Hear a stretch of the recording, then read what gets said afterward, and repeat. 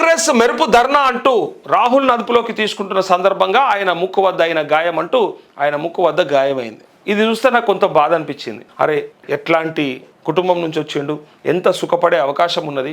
ముగ్గురు ప్రధానులను చూసినటువంటి కుటుంబం, వాళ్ళ తాత, వాళ్ళ నాయనమ్మ, ఇంకో తాత, ఆ కుటుంబం నుంచి ఆయనకి ఇదేం కర్మ, ఇదేం బాధ అని అనిపించింది. కానీ ఎప్పుడైతే మనిషి నలుగుతాడో, ఎప్పుడైతే మనిషి గాయాల పాలు అవుతాడో, ఎప్పుడైతే మనిషి చెక్కబడతాడో అప్పుడే శిల్పం అవుతాడు. ఆ శిల్పం అయ్యేది ఇగో ఇట్లనే స్టార్ట్ అవుతుంది. భారత్ జోడో యాత్ర రోజు కూడా అది చేసినటువంటి విధానం చూసినప్పుడు కూడా మనం ఇదే చెప్పినాం. తను చేసేటువంటి ప్రయత్నం కానీ, తను తీసుకున్నటువంటి నిర్ణయం కానీ బ్రహ్మాండం. అయితే ఇక్కడ వచ్చినటువంటి ఇప్పుడు ఆక్షేపణీయం ఏంటంటే, ముచ్చట ఏంటంటే, ఈయన ఈ దేశంలో ఇట్లా అవుతుంది, అట్లా అవుతుంది, ఆగమైపోతుంది అని రాజ్యాంగం అని అదని ఇదని అన్ని చెప్తున్నాడు కదా. తమ పార్టీ పరిపాలిస్తున్నటువంటి రాష్ట్రాల్లో మరి ఏం చెప్తారు సమాధానం అనేది ఫస్ట్ ప్రశ్న. ఇప్పుడు ఇగో రాహుల్ మాట ఇచ్చి వెనక్కు తగ్గారని జితేంద్ర సింగ్ అన్నాడు. కానీ ఇక్కడ చూడండి, ప్రధాని ఇంటి వద్ద అనూహ్యంగా బైఠాయింపు, మోదీ షా గద్దె దిగాలని డిమాండ్. 3 గంటల పాటు హైడ్రామా, విద్యార్థులపై లాఠీ చార్జీకి నిరసనగా బైఠాయించిన ఖర్గే, రాహుల్, ప్రియాంక. పాల్గొన్న సీనియర్ నేతలు. అయితే సీఎంలు, ఎంపీలు, సమాజ్వాదీ నేత అఖిలేష్ కూడా కేంద్ర మంత్రి జితేంద్రతో చర్చలు విఫలం, బలవంతంగా తరలించిన పోలీసులు అంటూ మొత్తం ఏ పత్రికను చూడండి ఇదే వార్త. ఇగో బ్రహ్మాండంగా దద్దరిల్లిన ఢిల్లీ, ఓకే, మరి దద్దరిల్లిన హైదరాబాద్ అని వస్తుంది వార్త, ఏం చేస్తారు? దద్దరిల్లిన బెంగళూరు అని వస్తుంది, ఏం చేస్తారు? దద్దరిల్లిన తిరువనంతపురం, త్రివేంద్రం అని వస్తుంది, కేరళ, ఏం చేస్తారు? ఇప్పుడు 3 రాష్ట్రాల్లో మీ పార్టీ అధికారంలో ఉన్నది.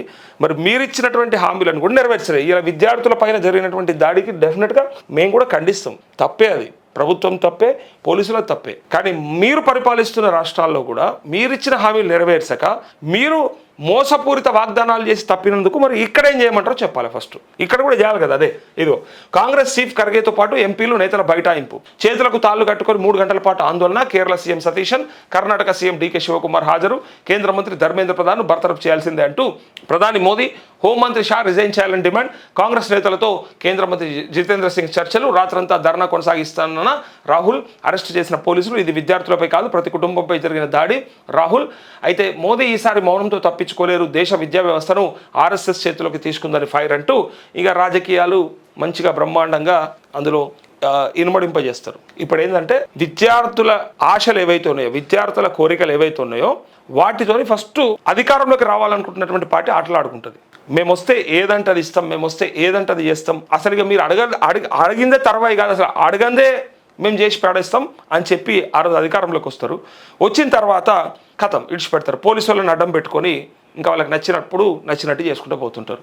దీన్ని మళ్ళా పాలకపక్షం వదిలేసింది కాబట్టి ఇక ప్రతిపక్షం పట్టుకుంటుంది, విపక్షాలు పట్టుకుంటాయి మళ్ళీ సేమ్ ఇదే విద్యార్థులని. మేము వస్తే అది చేస్తాం, మేము వస్తే ఇది చేస్తాం, మీకెందుకు, మేము రాగానే నోటిఫికేషన్లు ఇస్తాం, మేము రాగానే ఇన్ని ఉద్యోగాలు ఇస్తాం, మేము రాగానే భృతి ఇస్తాం, అది ఇది అని చెప్పేసి మళ్ళీ వీళ్ళని ఆకట్టుకునే ప్రయత్నం చేస్తాయి. నేను ఫస్ట్ నుంచి అంటున్న మాట ఏంటంటే, ఎప్పుడు కూడా యువకులైనా విద్యార్థులైనా ఈ పార్టీల ట్రాప్లలో పడకూడదు. ప్రయత్నం చేసుకోవాలి. మన గురించి మాట్లాడినంతో ఖచ్చితంగా మనం పోవాల్సిందే, తిరగాల్సిందే, మాట్లాడాల్సిందే. కానీ ట్రాప్లలో పడకూడదు. మళ్ళీ తీసుకుపోయి మళ్ళీ ఒకని గద్దె దించి ఇంకొకరిని ఎక్కిస్తే ఏదో చేస్తారనుకుంటే మరి చివరికి ఏమవుతుంది?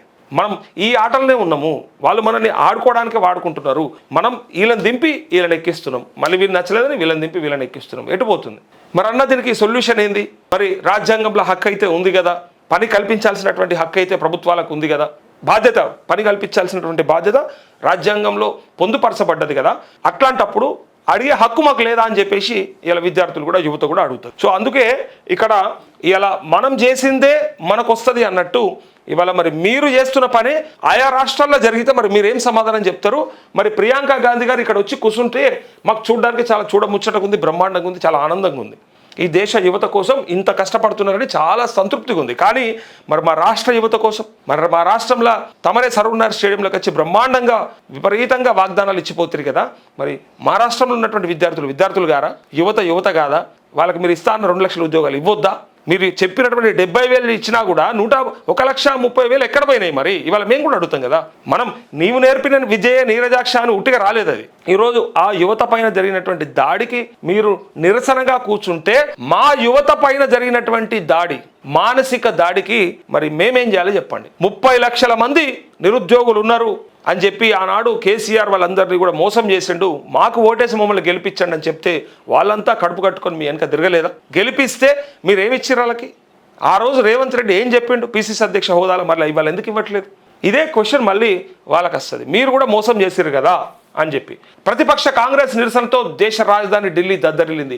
చలో పార్లమెంటు ర్యాలీ సందర్భంగా విద్యార్థులపై, సీజేపీ కార్యకర్తలపై పోలీసులు లాఠీచార్జ్ నిరసనగా మంగళవారం మధ్యాహ్నం ప్రధాని మోదీ నివాసం ఎదుట ప్రతిపక్ష నేతలు మెరుపు ధర్నా చేశారు. భారీగా మోహరించిన పోలీసులు రాహుల్తో పాటు Congress MP Priyanka Gandhi, SP chief Akhilesh యాదవ్తో సహా ఇతర నేతలందరినీ బలవంతంగా అరెస్ట్ చేసి బస్సుల్లో తరలించడంతో తీవ్ర ఉద్రిక్తత నెలకొంది. తొలుత లోక్సభ ప్రతిపక్ష నేత రాహుల్ గాంధీ నేతృత్వంలో కాంగ్రెస్ నేతలు లోక్ కళ్యాణ్ మార్గ్లోని మోదీ నివాసానికి మార్చి నిర్వహించారు. అనంతరం కేంద్ర ప్రభుత్వ వైఖరికి నిరసనగా చేతులను తాళ్లతో కట్టుకొని రాహుల్ గాంధీ, ఏసీసీ చీఫ్ మల్లికార్జున ఖర్గే, ప్రియాంక గాంధీ ఇతర ఎంపీలు అక్కడే బైఠాయించారు. ధర్నాలో కేరళ సీఎం వీడి సతీశన్, కర్ణాటక సీఎం డీకే శివకుమార్ కూడా పాల్గొన్నారు. మా సీఎం ఎక్కడ పోయిండు? మరి మా సీఎం కూడా ఉండాలి కదా. రెండు రాష్ట్రాల ముఖ్యమంత్రులు ఉన్నప్పుడు మరి మా తెలంగాణ ముఖ్యమంత్రి ఎక్కడున్నాడు? అందుబాటులో ఎందుకు లేడు? ఎందుకు పోలేడు? మరి ఎందుకంటే కర్ణాటక అండ్ కేరళ ముఖ్యమంత్రులు ఉన్నప్పుడు ఈ రాష్ట్ర ముఖ్యమంత్రి ఉండాలి కదా. పోతే ఇలా ఉంటుండే. ఒకవేళ రేవంత్ రెడ్డి కనుక పోయి ఈ సభలో లేదా ఈ నిరసనలో పాల్గొంటే కనుక ఎట్టి పరిస్థితులల్లో విమర్శల పాలవుతుండే. ఇలా పొద్దున్నాక అదే వార్త అవుతుండే. మరి నువ్వేం బీకినవు, నువ్వేం కట్టలు కట్టినవు, నీతోనేమైంది అని ఇలా ప్రశ్నలు వచ్చేవి ప్రజల నుంచి. అందుకే పోలేడేమో మరి అని అనుకుంటా ఉన్నారు. ఇట్లా ఇగో సీజేపీ నిరసనలో గాయపడిన యువతి పరిస్థితి విషమం అంటూ రామ్ మనోహర్ లోహియా ఆసుపత్రి వైద్యులతో నడ్డా సమావేశం. బాధితురాల్ని పరామర్శించిన రాహుల్ గాంధీ, కేజ్రీవాల్ మా మద్దతుదారులందరికీ క్షమాపణలు చెప్తున్నా అని దీప్కే, ఎవరైతే అభిజిత్ దీప్కే ఉన్నాడో ఆయన చెప్తా ఉన్నాడు. రెండో రోజు కూడా అదే పట్టు. ప్రతిపక్షాల ఆందోళనతో స్తంభించిన పార్లమెంటు నీట్ పేపర్ లీక్, పోలీసుల లాఠీచార్జ్పై చర్చకు డిమాండ్, విద్యార్థులపై జరిగిన క్రూరత్వంపై సమగ్ర చర్చ జరగాలని నినాదాలు, నిరసనలతో దద్దరిల్లిన లోక్సభ, రాజ్యసభ. ఇదంతా కూడా నిన్న జరిగినటువంటి ఇష్యూకి సంబంధించినటువంటి వార్త.